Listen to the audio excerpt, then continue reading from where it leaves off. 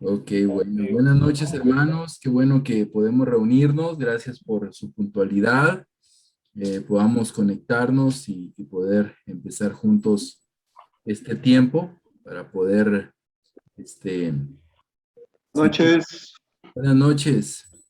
Seguir aprendiendo ahí de las misiones. ¿Me escuchan? Sí. Sí, Ok, gracias. Ok, dame un segundo. Ya, anda mi compu. saludos, buenas noches. Hola, buenas noches, Ra, buenas noches. Felicidades ahí por el servicio inaugural en la iglesia el día domingo.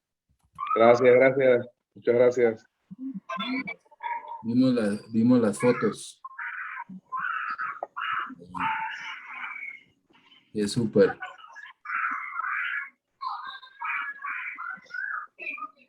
Hola, buenas noches. Hola, Andrea, buenas noches.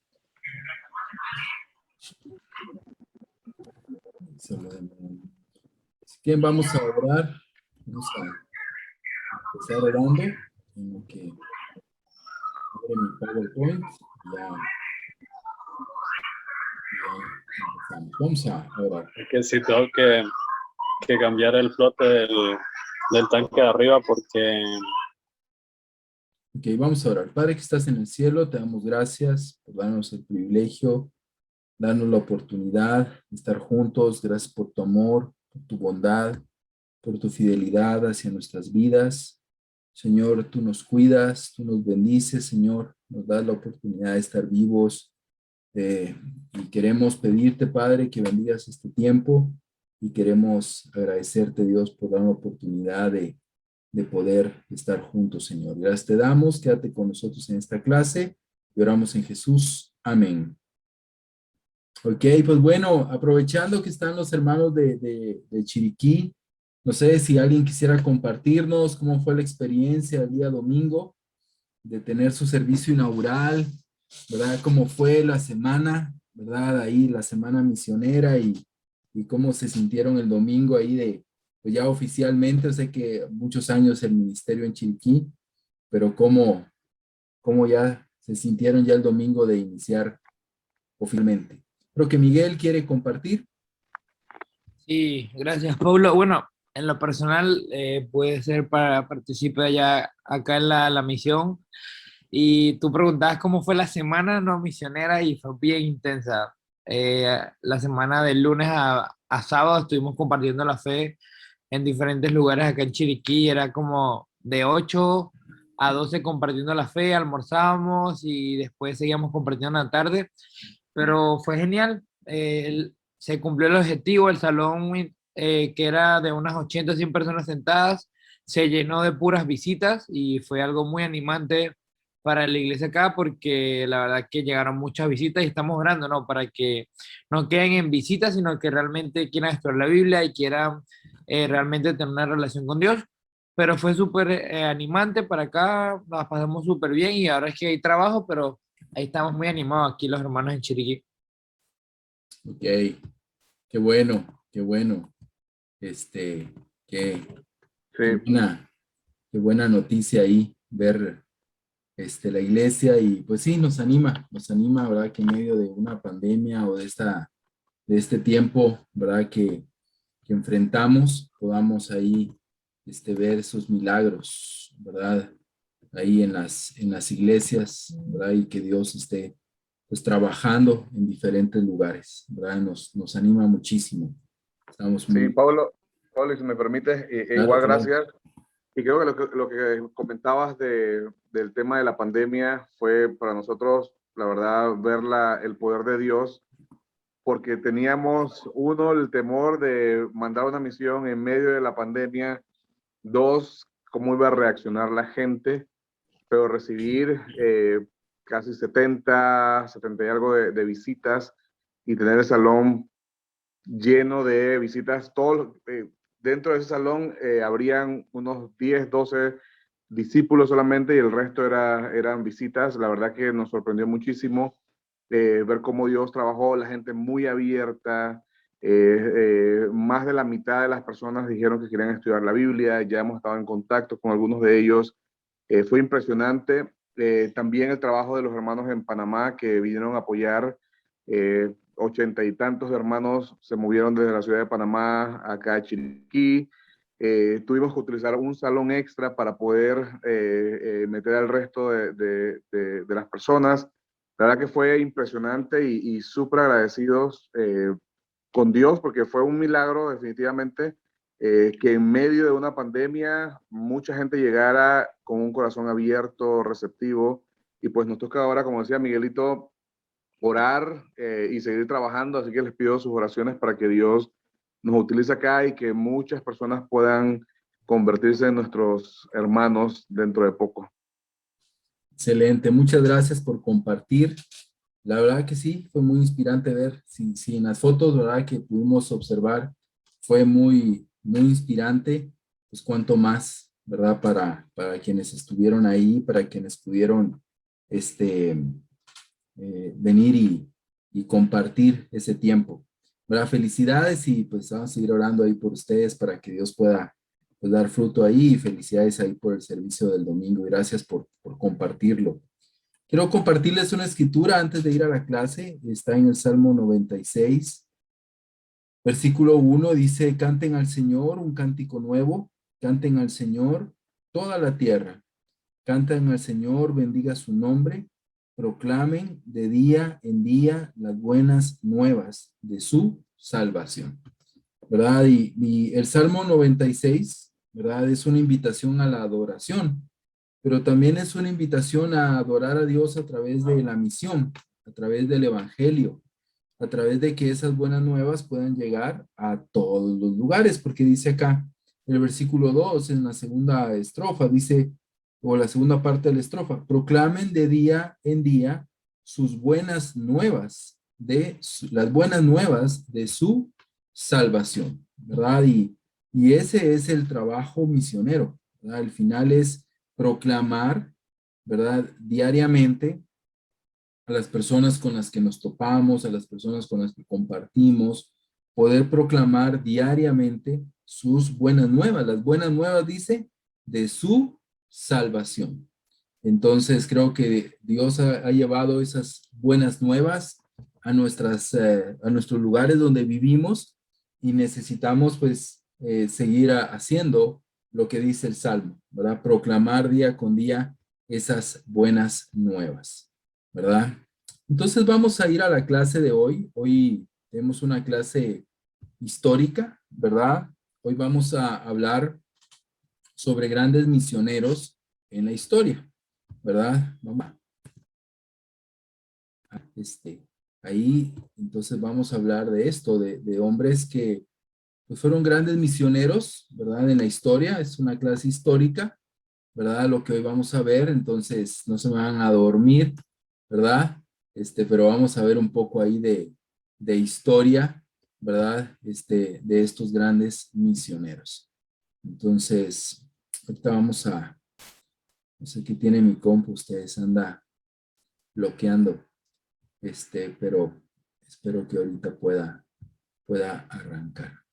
Sí.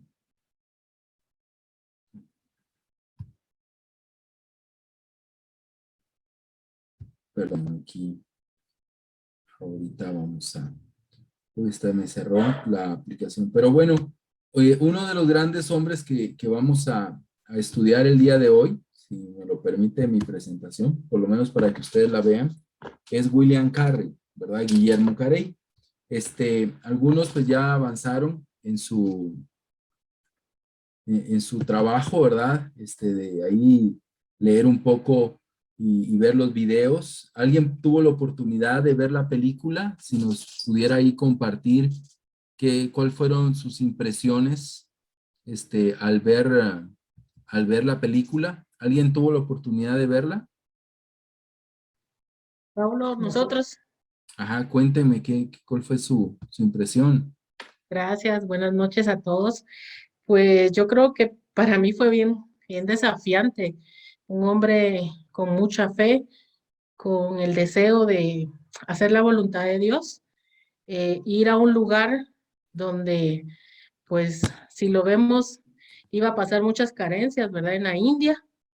Y pues así fue, ¿verdad? Él se fue con sus propios recursos y fue con su familia, pasó momentos difíciles, ¿verdad? Tanto económicos, hubo una tragedia en su familia, murió su hijo y pues, pero él nunca se desanimó del llamado, ¿verdad? Sí hubo momentos difíciles en los cuales empezó a dudar, pero sabía que esto era lo que Dios quería y que él iba a, pues, a evangelizar la India, un lugar donde tiene muchas tradiciones, donde era retante porque tienen muchos idiomas, ¿verdad? Entonces, pero él era, pues, dotado, ¿verdad? De la inteligencia de aprender esos idiomas y pudo traducir la Biblia en todos los idiomas de la India, ¿verdad? Y pues él vio el fruto hasta los 7 años de ser misionero, vio el primer fruto, ¿verdad? Yo creo que es algo bien retante para cualquiera y pues el desafío, ¿verdad? De no cansarse y de no dejar de soñar por el lugar donde hay mucha necesidad del cristianismo, ¿verdad? Donde hay gente que adora a otros ídolos. Y yo creo que esa fue la misión de él y eso fue, pues en resumen, lo que me impactó de la vida de Kerry. Muchas gracias. Solo le faltó aprender Kikín. Claro. ¿Y recuerdan cuál era su profesión? Era zapatero. Era zapatero. Sí, la verdad que es impresionante. Hay debate, ¿verdad? En cuanto a Carey, porque también expuso a su familia y en esa parte de la consejería también es debatido, ¿no? Cuánto él expuso a su familia a situaciones tan extremas que su primera esposa creo que no quería, ¿no? ¿Verdad? Entonces fue difícil, pero vemos esa parte de su trabajo y a pesar de no tener una educación formal, su enfoque, ¿verdad? Su enfoque. Entonces, creo que nos muestra mucho, ¿verdad? Cuán importante. Vamos a ver el propósito de hoy. Gracias por compartir. Es conocer los nombres de algunos de los más destacados misioneros de la época moderna. No enfocarse en la denominación y la doctrina, ¿verdad? Ese es el tema en otro estudio, sino enfocarse en el valor, la visión, el sacrificio y el amor que estas personas tenían por los perdidos, ¿verdad? Creo que eso es lo que hoy vamos a poder ver. Antes de que William Carey fuera al campo misionero, probablemente solo había unos pocos cientos de misioneros protestantes en el mundo. Para cuando Carey murió, había cerca de 1,000 repartidos en cientos de campos misioneros en todo el globo. Para 1900, 70 años después de la muerte de Carey, luego de un segundo estallido de misiones protestantes, había cerca de 15,000 misioneros protestantes europeos y estadounidenses en todo el mundo. Pero la mayoría de aquellos misioneros que tuvieron ministerios cortos, pues muchos murieron en los primeros 2 años en el campo, lo que mantuvo el número de obreros en las misiones bastante estable durante este tiempo. Sin embargo, para muchos, la magnitud del movimiento misionero moderno no debe medirse por el número de misioneros, debe medirse por el crecimiento de la iglesia. En 1800, quizás el 1% de los cristianos protestantes vivía en Asia, África y América Latina. Para 1900, este número había crecido al 10%.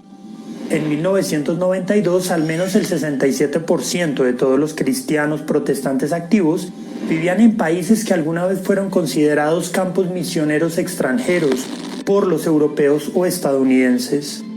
Y es que en las últimas décadas la iglesia ha crecido rápidamente, incluso de manera explosiva en muchos lugares como Corea, África subsahariana, Singapur y China. Considera este notable cambio.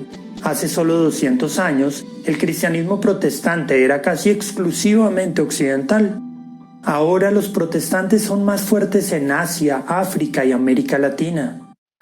Desde el punto de vista cristiano, el movimiento misionero moderno ha trastornado el mundo. La pregunta es, ¿qué causó este movimiento?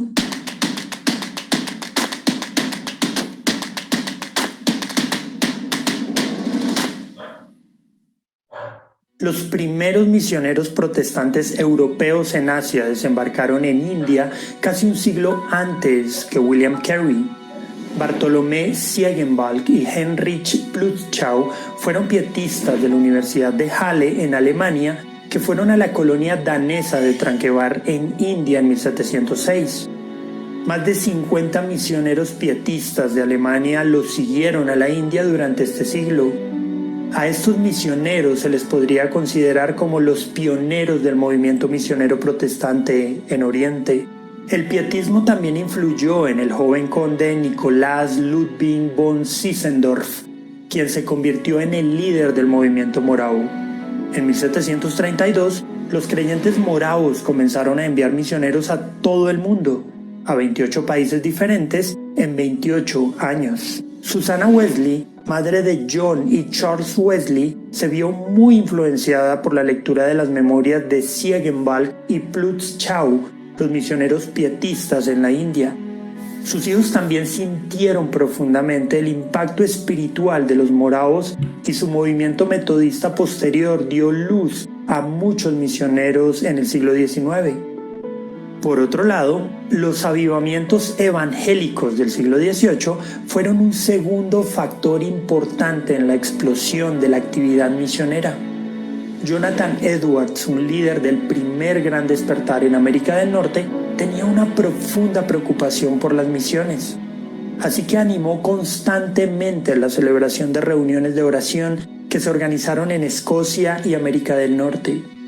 Pero quizás su legado más importante a las misiones fue la publicación del diario de David Brainerd, quien murió después de un breve pero intenso ministerio con nativos americanos en el centro de Nueva Jersey.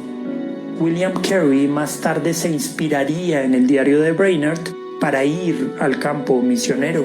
Pero fue el despertar evangélico en Inglaterra, dirigido principalmente por John Wesley, Charles Wesley y George Whitefield, quien le daría un impulso definitivo a las misiones modernas. El movimiento condujo a la renovación en muchas iglesias y Carey fue avivado en su fe por el movimiento.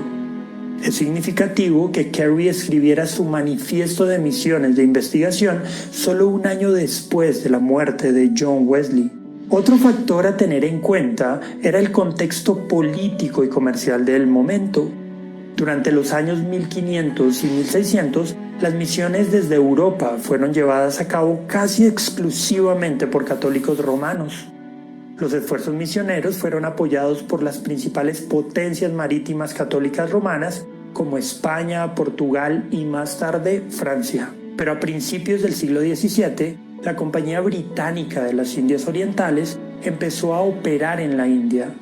Gran Bretaña gradualmente comenzó a controlar territorios en este país y un siglo después, casi toda la India se había incorporado al Imperio Británico. Inglaterra, con sus crecientes intereses comerciales, se había convertido en la potencia marítima dominante del mundo. Las noticias de las exploraciones del capitán Cook en el Pacífico Sur fueron muy difundidas en Inglaterra, ampliando la comprensión del mundo por parte de las personas del común. Cuando Carey leyó El último viaje del capitán Cook, su interés en las misiones se profundizó mucho más. Por lo tanto, Carey llegó a la escena en un momento de expansión comercial y política y además avivamiento de la fe. Insistió en que la Gran Comisión era vinculante para toda la Iglesia, trazó las raíces históricas de las misiones protestantes y reconoció el contexto histórico cambiante que hizo posible un movimiento misionero. El llamado de William Carey a la misión lanzó un movimiento de grandes dimensiones. Más que cualquier otro individuo, movió a las iglesias europeas y norteamericanas a enfocarse en la evangelización del mundo más allá de las fronteras culturales de su tiempo. Por esta razón, para muchos, Carey merece ser llamado el padre de las misiones protestantes. Y es que el impacto de la misión de Carey fue casi inmediato. Esto se puede ver en la expansión de las organizaciones misioneras. En 1792, Carey provocó la creación de la Sociedad Bautista Particular para la propagación del Evangelio entre los paganos. Pronto siguió una explosión de agencias misioneras como la Sociedad Misionera de Londres, que se fundó en 1795, las Sociedades Misioneras de Escocia y Glasgow, que inició operaciones en 1796, la Sociedad Misionera de la Iglesia, que se abrió en 1799, la Sociedad de la Tradición Religiosa, que se fundó en 1799, y la Sociedad Bíblica Británica y Extranjera, que empezó a operar en 1804. Se formaron grupos similares en Europa continental y América, incluida la Junta de Comisionados de las Misiones Extranjeras de los Estados Unidos, que se fundó en 1810, y entre los bautistas, la Convención General para las Misiones Extranjeras, que inició operaciones en 1814. El movimiento misionero no ha dejado de crecer desde fines del siglo XVIII. Para inicios de la década de 1990, habían más de 40.000 misioneros protestantes de carrera que se habían ido de los Estados Unidos a otras partes del mundo. Sin embargo, el movimiento misionero lanzado por Carey ha cambiado radicalmente. En el siglo XIX, con raras excepciones, los misioneros transculturales venían de Occidente. Incluso hasta hace 70 años, misionero generalmente significaba un occidental que iba a Asia, África o América Latina. Hoy, sin embargo, el número de misioneros transculturales está creciendo más rápidamente entre los creyentes de Asia, África y América Latina. Algunas cifras indican que había cerca de 3.400 misioneros en 1972. Para 1992 había al menos 48.000 y hoy son más de 300.000. Este es un nuevo fenómeno en la historia. Ningún mensaje ha sido comunicado tan ampliamente por tanta gente de tantas razas, idiomas y culturas como el mensaje cristiano de hoy. ¿Y tú qué piensas? ¿De qué formas crees que la Iglesia puede ser más sensible a asumir un compromiso más profundo con las misiones? Déjanos tu opinión en los comentarios, pero también suscríbete y activa la campanita para ver más videos como este. Ok, pues bueno, vemos en el video el impacto de las misiones y es cierto, ¿verdad? Esa parte de las misiones transculturales. Es impresionante, hermanos, la cantidad de misioneros latinoamericanos que hay en otros continentes, ¿verdad? Hay mucho, aún en Guatemala, hay misioneros en África, en España, ¿verdad? Que es uno de los países más difíciles de evangelizar hoy en día, ¿verdad? En Asia, en todo Oriente Medio, y hay muchos latinoamericanos haciendo esa labor. Entonces, creo que es un desafío siempre que vemos cosas como estas. Pero vamos a ir rápidamente a poder hablar un poco sobre los misioneros, ¿verdad? Entonces vamos a, con algunas excepciones, vamos a ir parando, pero vamos a tratar de avanzar en algunos de ellos. John Eliot, ¿verdad? Él fue un misionero dentro de los indios americanos. Su país de origen fue Inglaterra y su afiliación se llamaba congregacional y era parte de una sociedad misionera, ¿verdad? La Sociedad para la Propagación del Evangelio en Nueva Inglaterra. En las conclusiones vamos a ver cuán importante es la labor de las sociedades misioneras. Thomas Bright, en 1656 a 1730, también su ministerio fue con los británicos de Norteamérica, ¿verdad? Fue parte de 2 misiones y fue inglés y fue de afiliación anglicana. Bartolomé Ziegenbalg, del 1684 a 1719, su trabajo fue en la India. Como vimos en el video, fue uno de los precursores de William Carey, ¿verdad? Y su denominación fue luterano.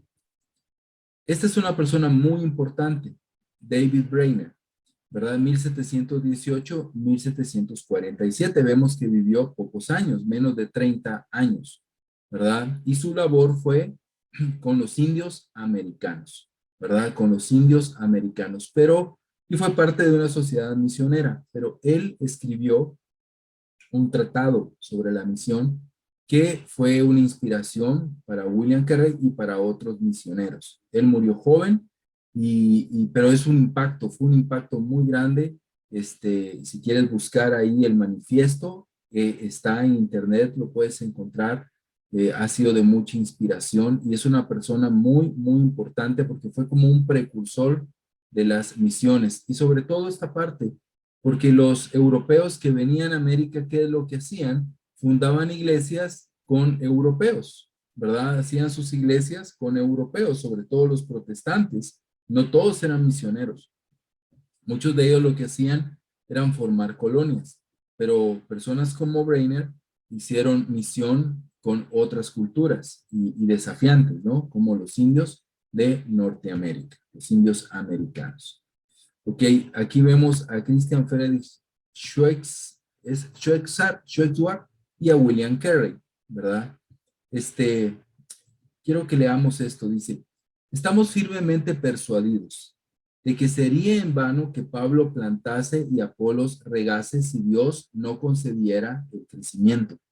Estamos seguros de que solamente los que han sido ordenados para la vida eterna creerán, y tan solo Dios puede añadir a la iglesia los que han de ser salvos.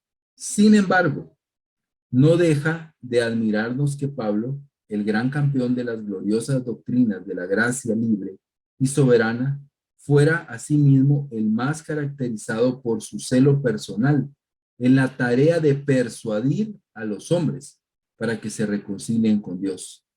Estimamos justo y necesario fijar nuestra atención seria y permanente en estos puntos. William Carey, Acuerdos de 1805, ¿verdad?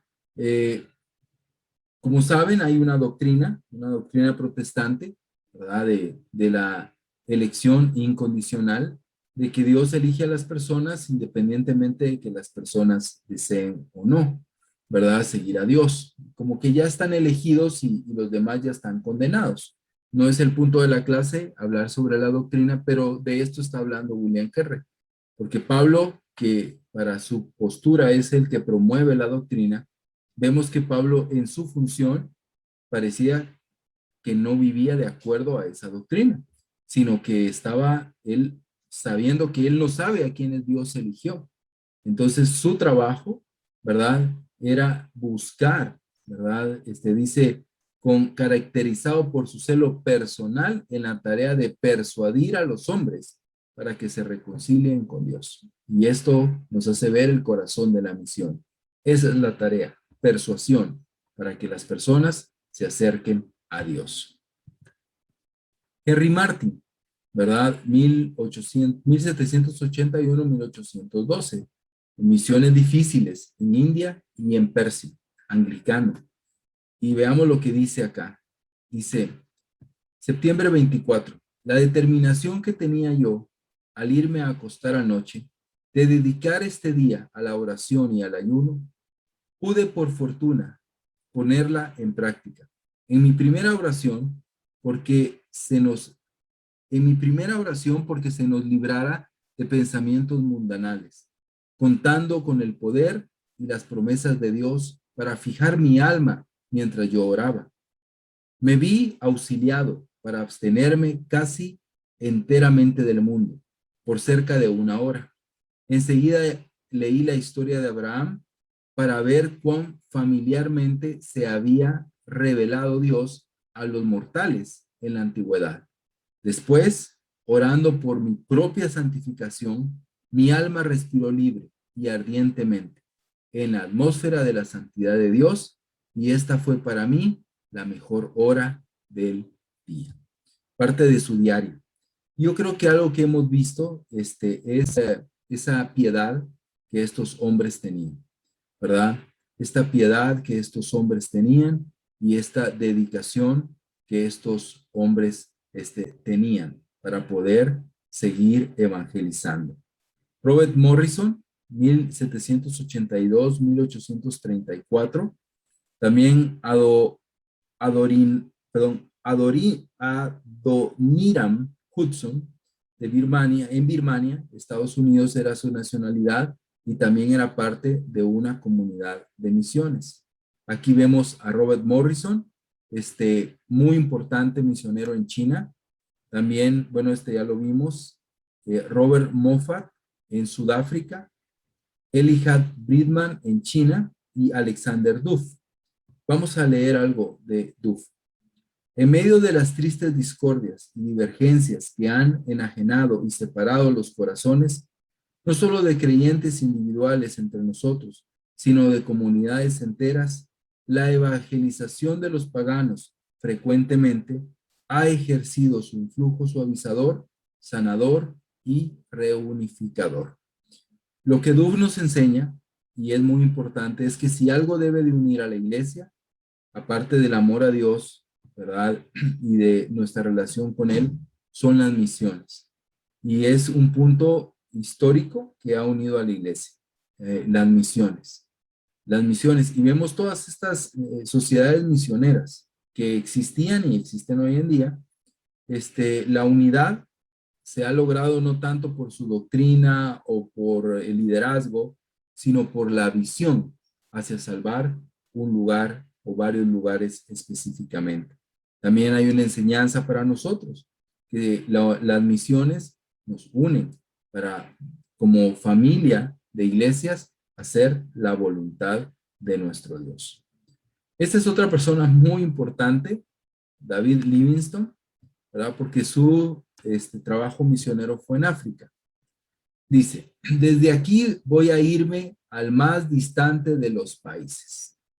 Allá Dios ha plantado el estandarte de su cruz como una señal a su iglesia para que se llenen todos los espacios intermedios, hasta que no haya un solo lugar en la tierra que no haya sido pisado por un mensajero de la salvación, ni un solo hombre al que no se le haya predicado el evangelio. La voz del Señor pregunta, ¿a quién mandaré?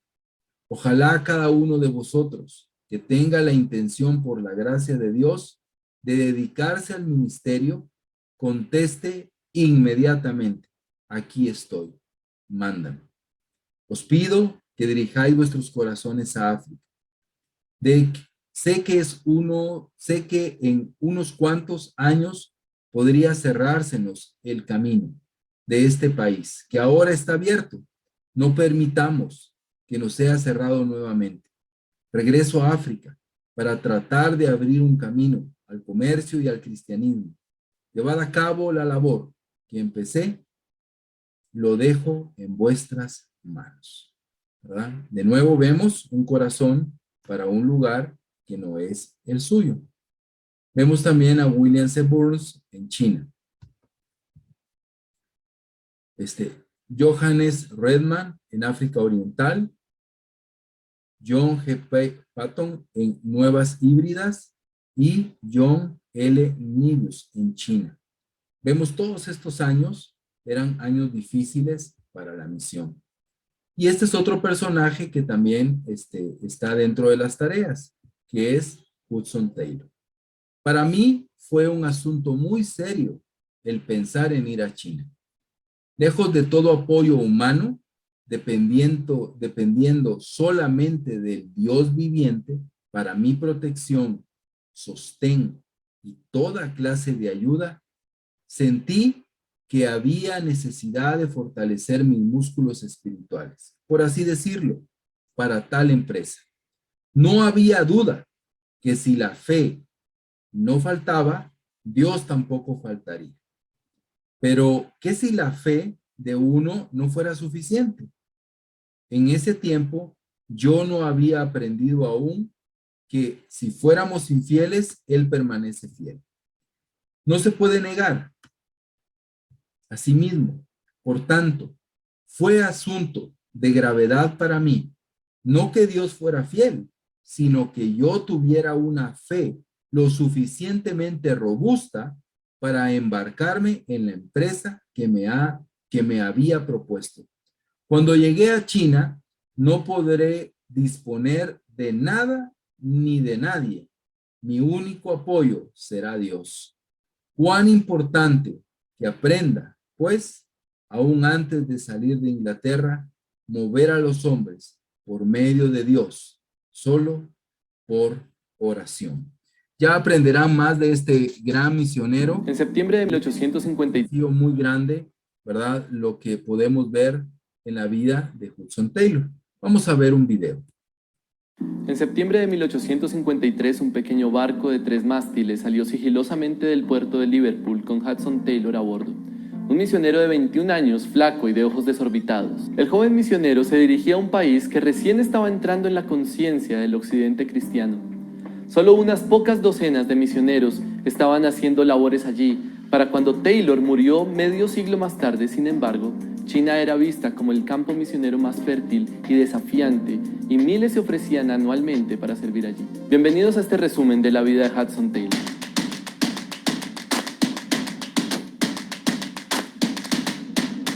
Hudson Taylor nació en 1832. Sus padres fueron James y Amelia Taylor.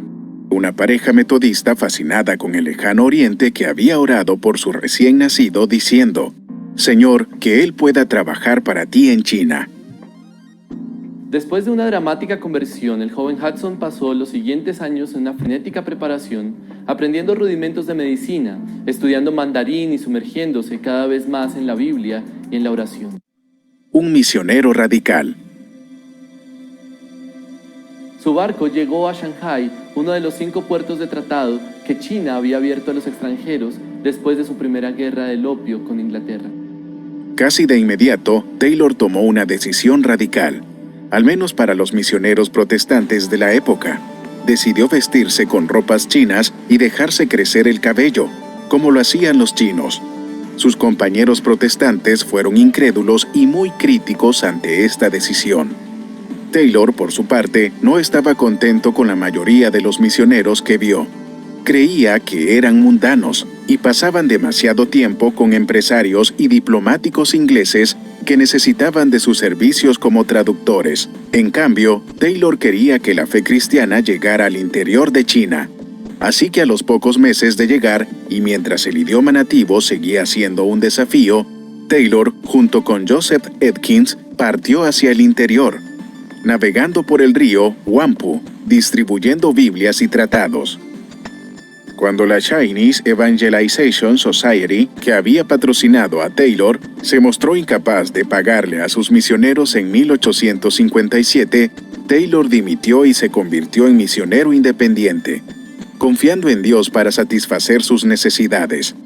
Taylor continuó trabajando y su pequeña iglesia en Ningpo creció a 21 miembros. Pero en 1861 se enfermó gravemente, probablemente con hepatitis, y se vio obligado a regresar a Inglaterra para recuperarse. Un periodo de confusión. En Inglaterra, el inquieto Taylor continuó traduciendo la Biblia al chino, una obra que había comenzado en el país oriental. Estudió para convertirse en partero y reclutó más misioneros. Preocupado porque la gente en Inglaterra parecía tener poco interés en China, escribió China, su necesidad espiritual y sus reivindicaciones. En un pasaje, reprendió a sus lectores: ¿pueden todos los cristianos en Inglaterra permanecer quietos con los brazos cruzados mientras estas multitudes en China están pereciendo por falta de conocimiento, por la falta de ese conocimiento que Inglaterra posee tan abundantemente? Taylor se convenció de que se necesitaba una organización especial para evangelizar el interior de China. Hizo planes para reclutar a 24 misioneros, 2 para cada una de las 11 provincias interiores no alcanzadas y 2 para Mongolia. Era un plan visionario que habría dejado a los reclutadores veteranos sin aliento. Aumentaría el número de misioneros de China en un 25%. El propio Taylor estaba atormentado por la duda. Le preocupaba enviar hombres y mujeres sin protección al interior. Al mismo tiempo, se desesperó por los millones de chinos que se estaban muriendo sin la esperanza del Evangelio. Un amigo lo invitó a la costa sur de Inglaterra, a Brighton, para un descanso, y fue allí, mientras caminaba por la playa, que la tristeza de Taylor se deshizo. Allí el Señor conquistó mi incredulidad y me entregué a Dios por este servicio. Le dije que toda la responsabilidad en cuanto a los problemas y las consecuencias debe descansar en Él, que como su servidor era mi deber obedecer y seguirlo. Misión al interior de China. Su nueva misión, a la que llamó Misión Interior de China, tenía una serie de características distintivas. Sus misioneros no tendrían salarios garantizados ni podrían solicitar fondos. Simplemente confiarían en Dios para suplir sus necesidades. Además, sus misioneros adoptarían la vestimenta china y luego llevarían el evangelio al interior del país.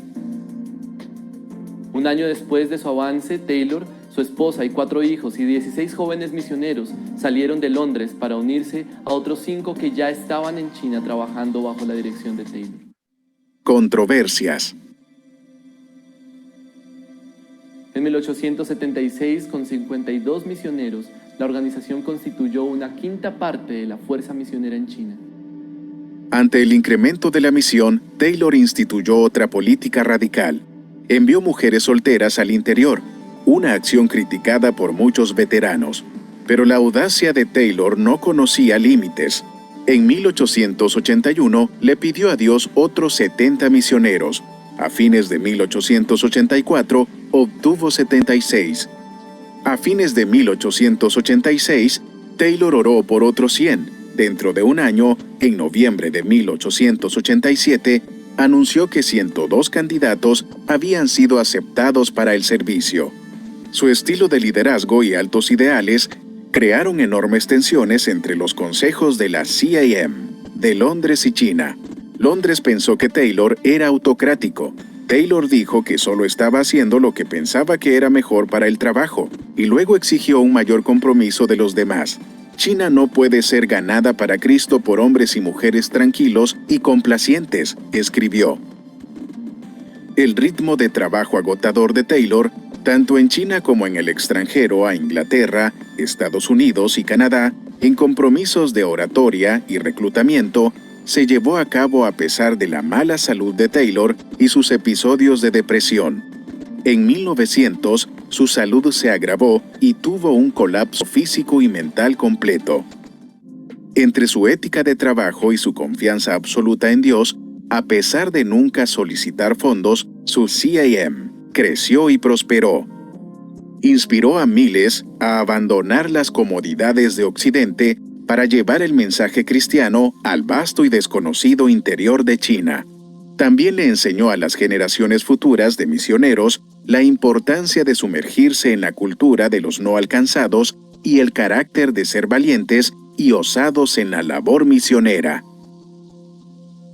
Aunque el trabajo de la misión en China fue interrumpido por la toma del poder por parte de los comunistas en 1949, la misión al interior de China continúa hasta el día de hoy en el país. ¿Y tú, qué piensas? ¿Crees que la inmersión cultural es importante para la evangelización? ¿Piensas que a la iglesia de hoy le hace falta más pasión por llevar el evangelio a los perdidos? Déjanos tus comentarios y suscríbete a nuestro canal para ver más contenido como este.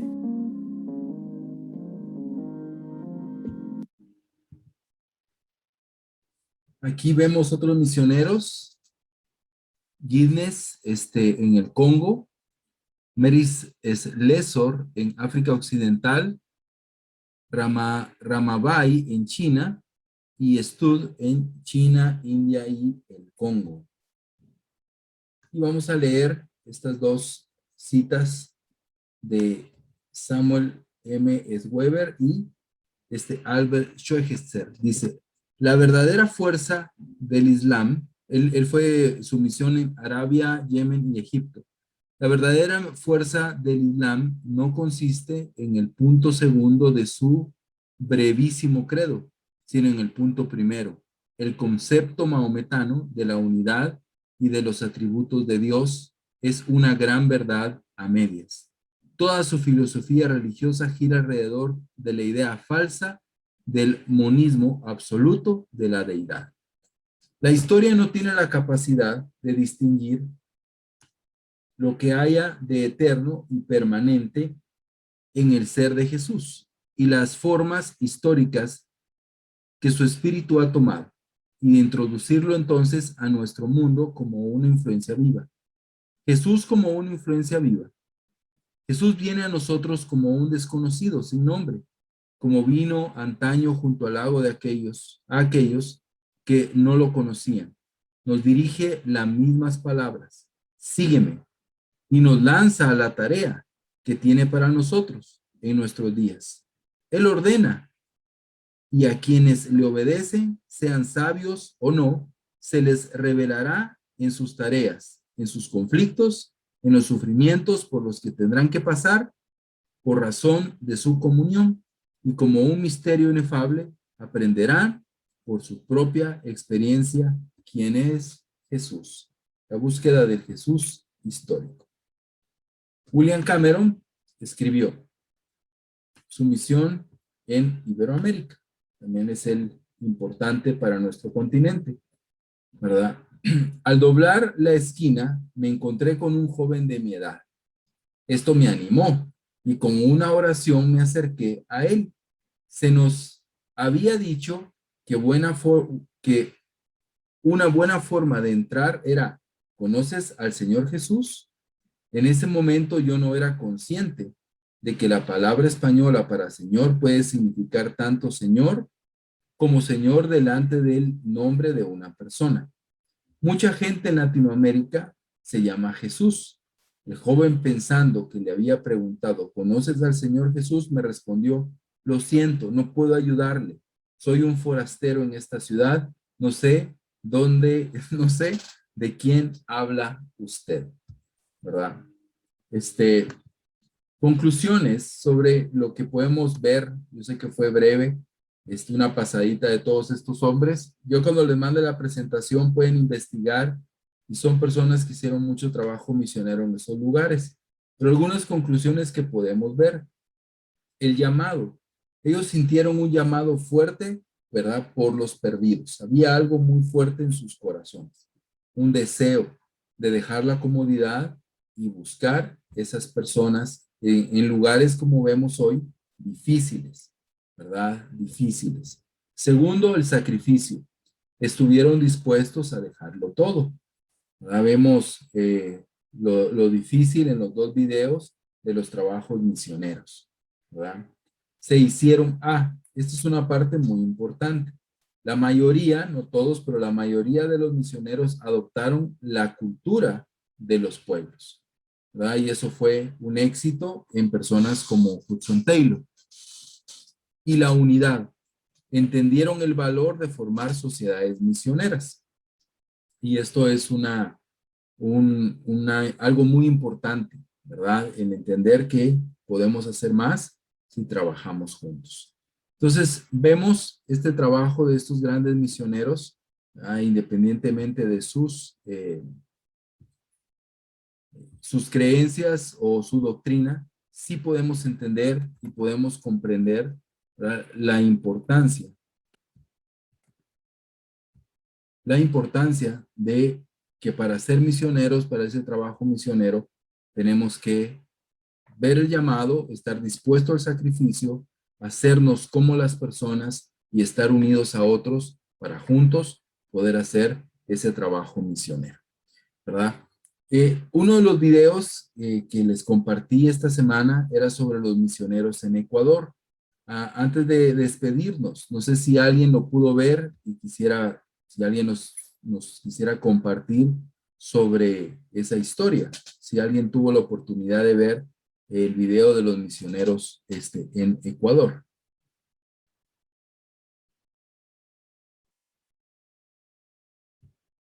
¿No? Ok. Les dejo ahí de tarea para que esta semana lo puedan ver, ¿verdad? Puedan ver el video.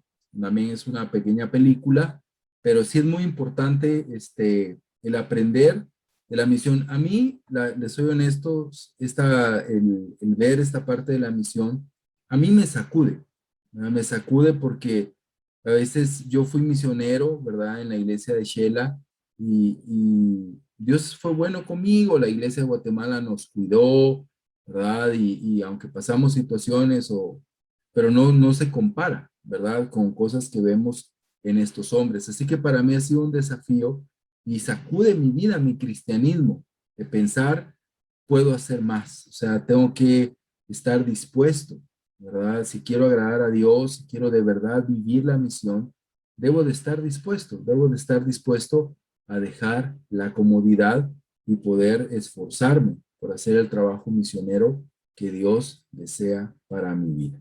Amén. ¿Alguien tiene alguna pregunta o alguien quisiera compartir algo antes de despedirnos?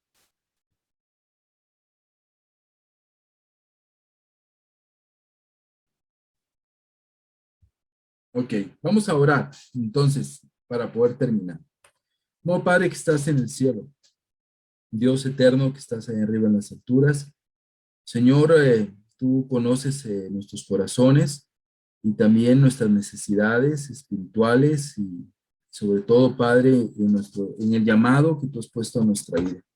Pero también conoces, Señor, nuestro mundo, nuestro entorno, Padre, la necesidad tan grande que hay de ti.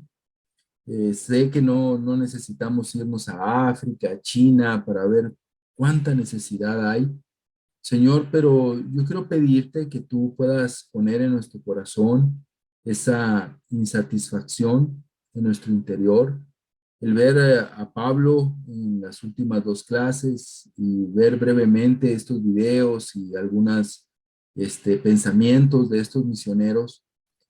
Personalmente, Padre, pues trae esa incomodidad y pensar que podemos hacer más y que el llamado sigue estando ahí para poder seguir sacrificando y hacer más por la misión. Ayúdanos también, Padre, a que el tema de la misión sea un tema unificador para nuestras iglesias, para nuestra vida, para nuestros grupos, Padre, para poder juntos luchar. Vemos iglesias que tú has permitido que nazcan, Padre, en este último año, Padre, aquí en Guatemala, en Chimaltenango, en El Salvador, Santa Ana, Chiriquí, y definitivamente, Señor, tú quieres alcanzar a muchas personas y falta mucho por hacer y ayúdanos a sentir ese llamado, esa disposición en nuestro corazón, Padre, que no nos deje tranquilos como a estos hombres no los dejó. Gracias por mis hermanos que se conectaron el día de hoy. Cuídanos, Señor, y agradecemos, Padre, en el nombre de Jesús. Amén. Hermanos, muchas gracias por conectarse. Muchas gracias. Muchas gracias, Pablo. Feliz noche. Gracias. Gracias. Pablo. Gracias. Pablo. Feliz noche. Gracias, Pablo. Gracias, Pablo. Gusto de verlos a todos. Hasta luego. Feliz noche.